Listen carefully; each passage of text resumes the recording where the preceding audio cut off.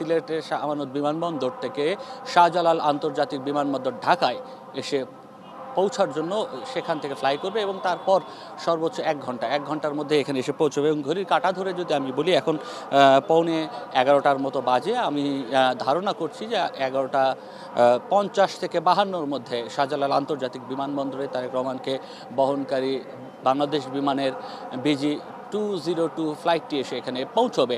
এবং আজকের যদি পরিবেশের কথা বলি, জানেন যে সকাল থেকেই আজকে একেবারেই কুয়াশাচ্ছন্ন পরিবেশ, শীতের তীব্রতাও অনেকটাই রাজধানী অনুযায়ী এখানে শীতের তীব্রতা অনেকটাই বেশি এবং বেলা এখন প্রায় 10-11টার কাছাকাছি। তারপরেও কুয়াশা কিন্তু এখনও কাটেনি, খুব বেশি দূর পর্যন্ত দেখা যাচ্ছে বিষয়টি কিন্তু তেমন নয়।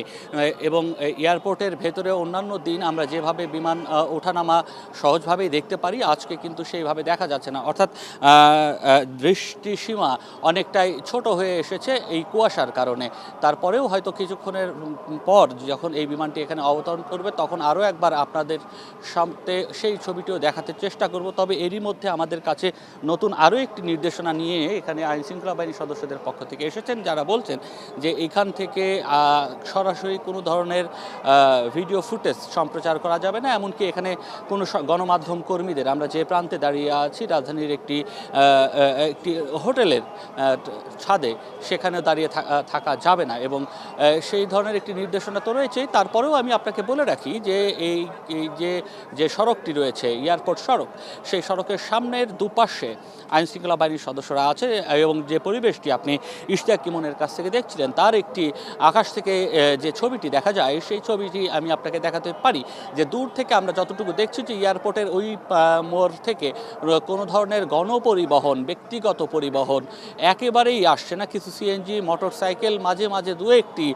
ব্যক্তিগত গাড়ি আমরা দেখতে পাচ্ছি। তবে যারা দেখছি পুরোটাই হচ্ছে পথে, ফুটপাত জুড়ে মানুষ পায়ে হেঁটে এখানে আসছে, ছোট ছোট মিছিল নিয়ে আসছে, কেউ নানা রঙের পোশাক পরে এখানে এই মিছিলে যুক্ত হচ্ছেন। সমাবেশ হচ্ছে, সমাবেশস্থল এই যে মানুষের ঢল, তাদের মূল যাবার জায়গা, মূল উদ্দেশ্যে তারা সেই উদ্দেশ্যে সেখানে আসছেন।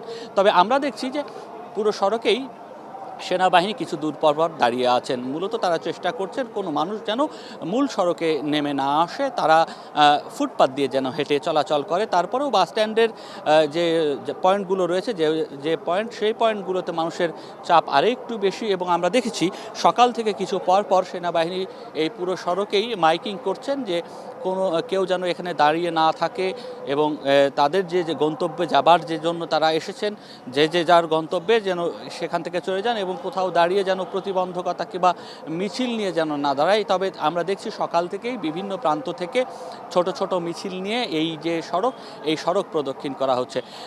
তবে এইখানে আরেকটি বিষয় আমি আপনাকে বলতে চাই হিমেল, যে আজকে তারেক রহমান আসছে, তারেক রহমানকে 300 ফিটের অর্থাৎ জুলাই 36 এক্সপ্রেসওয়ে যেখানে সংবর্ধনা দেওয়া হবে, এখানে সংবর্ধনায় দেওয়ার জন্য দেশের বিভিন্ন প্রান্ত থেকে যেমন মানুষ আসছে, এই মানুষগুলোর মধ্যে আরও একটি বৈশিষ্ট্য আমার চোখে পড়েছে। সেটি হচ্ছে যেহেতু সামনে নির্বাচন, 12 ফেব্রুয়ারি নির্বাচনে, এরই মধ্যে অনেকেই বিএনপি তাদের প্রার্থিতা চূড়ান্ত করেছে।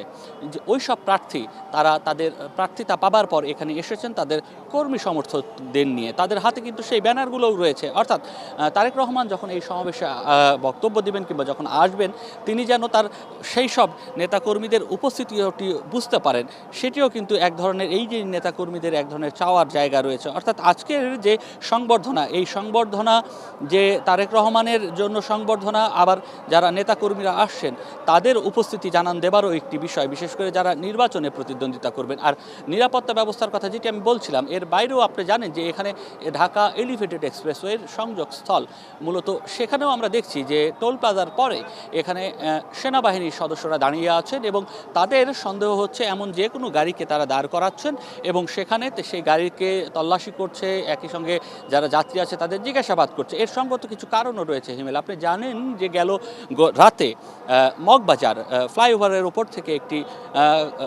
হাতবোমা নিক্ষেপ করা হয় এবং সেখানে ঘটনাস্থলে থাকা একজন পথচারী কিংবা চায়ের দোকানে চা পান করার জন্য এসেছিলেন, তার মাথার উপরে বোমাটি পড়ে এবং তারপর ঘটনাস্থলে তিনি নিহত হন।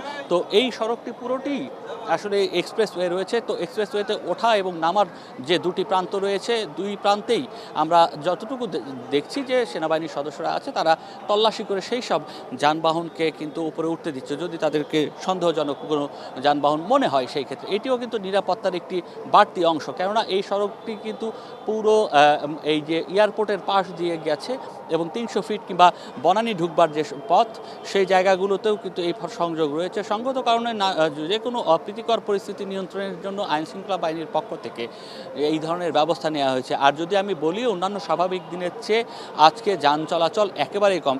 একে তো ছুটির দিন, তারপরেও ছুটির দিনের সকালেও যে পরিমাণ যান চলাচল থাকে তাও কিন্তু একেবারে নেই।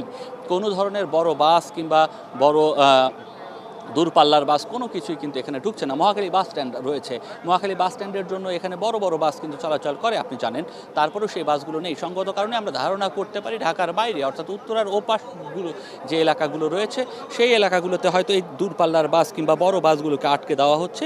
সঙ্গত কারণে এই যে গন্তব্য যাত্রীদের যে গন্তব্য কিংবা এই সমাবেশ স্থলে আসার জন্য যে মানুষের ঢল, সেটি কিন্তু তাদের পায়ে হেঁটেই পুরো এই পথটুকু পাড়ি দিতে হচ্ছে। এটি যেমন একটি বাস্তবতা, আরও একটি বিষয় আমি আপনাকে মনে করিয়ে দিতে চাই। তারেক রহমান আসছে দেশে এবং আপনি জানেন যে এরই মধ্যে তারেক রহমানের নামে প্রায় আমি যদি ভুল না করি 84টির মতো মামলা ছিল, যার মধ্যে মানহানির মামলা ছিল 62টি, বিশেষ ক্ষমতা আইনে মামলা ছিল 3টি, তথ্য ও যোগাযোগ প্রযুক্তি আইনে মামলা ছিল 1টি, আর অন্যান্য অভিযোগে আরও 17টি মামলা ছিল। এবং প্রত্যেকটি মামলা থেকে এরই মধ্যে তারেক রহমান কিন্তু আইনি লড়াইয়ের মধ্যে দিয়েই সেই মামলাগুলো থেকে খালাস পেয়েছেন এবং আজকে তিনি এখানে নামছেন। এবং এর বাইরেও আপনি যদি নানা পরিস্থিতি আপনি বিবেচনা করেন, দেশের সার্বিক পরিস্থিতি, রাজনৈতিক পরিস্থিতি, একই সঙ্গে সামনে নির্বাচন, সব মিলিয়ে যদি বিবেচনা করেন তাহলে তারেক রহমানের আজকের যে উপস্থিতি, এই উপস্থিতি দেশের রাজনীতিতে যেমন একটি ঘটনাবহুল দিন হয়ে থাকবে, তেমনি বিএনপির রাজনীতিতে এটি একটি বড় মাত্রা যুক্ত করতে যাচ্ছে।